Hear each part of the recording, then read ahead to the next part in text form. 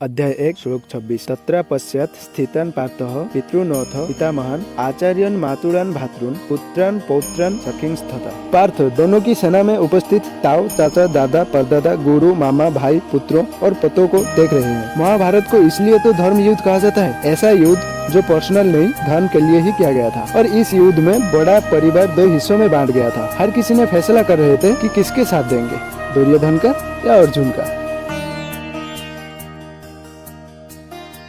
अध्याय 1 श्लोक 27। श्वशुरान् सुहृदश्चैव सेनयोरुभयोरपि तान् समीक्ष्य सकौन्तेयः सर्वान् बन्धु नवस्थितान्। इन सब सगे संबंधियों के साथ साथ अपने मित्रों को, ससुरों को, सूर्योदय को देख रहे हैं, विचार कर रहे हैं। पूरा जीवन पांडु पुत्र और धृतराष्ट्र पुत्रों के साथ बिताया। सारे सगे, सारे संबंधी एक ही तो है। दोनों पक्ष में अपने ही तो लोग हैं, किंतु अब अपनों के ही दोनों पक्ष बन रहे हैं। हर किसी से अर्जुन की लड़ाई नहीं थी, पर अब युद्ध में वो उसके शत्रु हैं और उसे उनके साथ लड़ना होगा।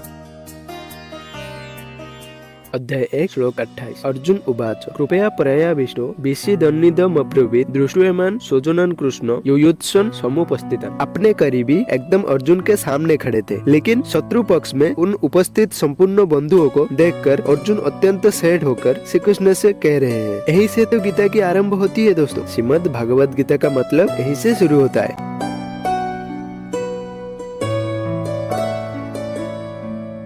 अध्याय 1 श्लोक 29। सिदन्ति मम गात्राणि मुखं च परिशुष्यति बेपथुश्च शरीरे में रोमहर्षश्च जायते। युद्ध की बात करना आसान होता है, युद्ध करना कठिन। ऐसा ही अर्जुन के साथ हुआ। ऐसा ही दोस्तों हम सबके साथ भी होता है। ऐसे ही प्रॉब्लम का सॉल्यूशन भागवत गीता से श्री कृष्ण के द्वारा हमें मिलता है। दुखी अर्जुन कहते हैं, हे श्री कृष्ण, युद्ध क्षेत्र में डटे हुए युद्ध के अभिलाषी तथा मेरे अपनों को देखकर मेरे अंग शीतल हुए जा रहे हैं, जैसे अंग में शक्ति ना हो और मुख सूखा जा रहा है। परीक्षा की घड़ी के समय पर भी ऐसे ही घबराहट होती है।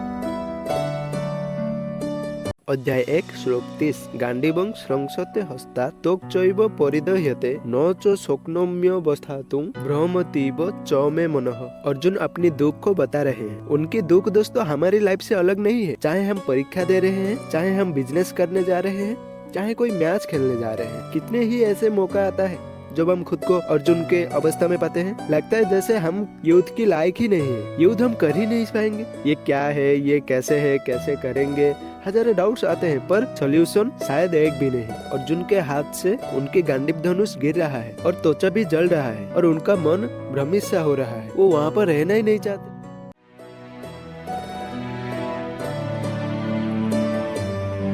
अध्याय 1 श्लोक 31। निमितानि च पश्यामि विपरीतानि केशव न तो श्रेयो न पश्यामि हत्वा स्वजन माहवे। अर्जुन कहते हैं, हे केशव, मैं लक्षणों को भी विपरीत ही देख रहा हूँ तथा युद्ध में अपनों की जान लेके मुझे क्या फायदा होगा। विश्व का सबसे बड़ा योद्धा अर्जुन हताश है। युद्ध से पहले अगर आप खुद को कांपता हुआ पाते हैं, डर से आपका मुंह सूख रहा हो, तो आपको निश्चित लगा है कि आप हारने वाले हैं। चारों तरफ अंधकार का महसूस होता है।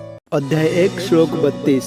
नौकांक्षे विजयं कृष्ण न च राज्यं सुखानि च किं नो राज्यो न गोविंद किं भोगैर्जीवितेन। अर्जुन बातों को स्पष्ट रखते हैं, डर में सब व्यर्थ लगता है। अर्जुन कहते हैं, हे कृष्ण, मैं ना तो विजय चाहता हूँ और ना ही राज्य और ना ही सुखों को चाहता हूँ। हे गोविंद, हमें इस राज्य से क्या प्रबंध है अथवा इस भोग से भी क्या लाभ है। अर्जुन सब कुछ त्याग देने के लिए तैयार है। धन दुनिया उन्हें कुछ भी नहीं चाहिए, बस युद्ध से बचना चाहते हैं। इन अवस्थाओं को हमें भी ध्यान देना है, क्योंकि इस अवस्था में हम वो करें जो हमें कृष्ण बताए हैं। श्री कृष्ण ने क्या बताया है वो जानने के लिए सब्सक्राइब करके रखिए।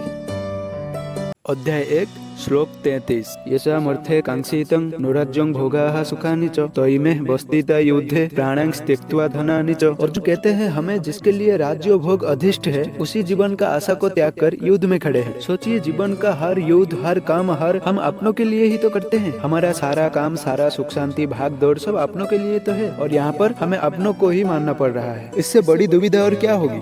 अपने आप को मानने के लिए खड़े हैं और उनको हमें मानना ही पड़ेगा। ऐसी दुनिया किस काम की। ऐसी उलझन अर्जुन के मन में।